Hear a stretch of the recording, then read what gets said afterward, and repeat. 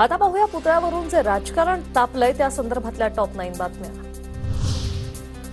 शिवराय आपले दैवत, 1 वर्षातच पुतळा पडणं ही सर्वांना धक्का देणारी बाब। महाराष्ट्रातील 13 कोटी जनतेची माफी मागतो अजित पवारांचं विधान।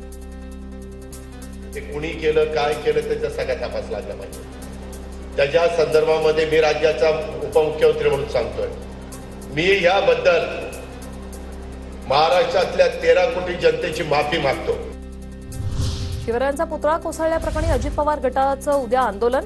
शिवरायांच्या पुतळ्याजवळ बसून मुक आंदोलन करणार। सरकारमधील पक्षच आंदोलन करणार असल्याने चर्चांना उधाण।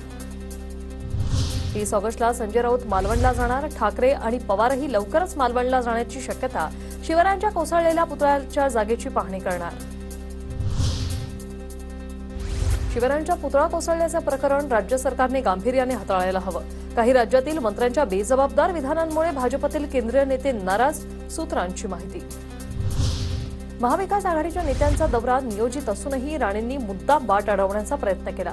फडणवीसांच्या गृह खात्याने मुद्दाम खतपाणी घातलं। आम्ही राणेंच्या धमकीला भीक घालणार नाही, आमदार वैभव नाईक आक्रमक। लोकसभेत नारायण राणेंना निवडून आणण्यासाठी रवींद्र चव्हाणांनी पैसे वाटले। शिवरायांच्या पुतळा उभारण्यातला पैसा निवडणुकीत वाटला, ठाकरे गटाच्या वैभव नाईकांचा आरोप। मालवणमधील शिवरायांचा पुतळा शास्त्रोक्त पद्धतीने बसवला नव्हता। 12 डिसेंबरला मोदींना पत्र दिलं होतं, संभाजीराजेंची माहिती। मालवणमधला पुतळा जोरदार वाऱ्यानं पडला हे सिद्ध झालंय।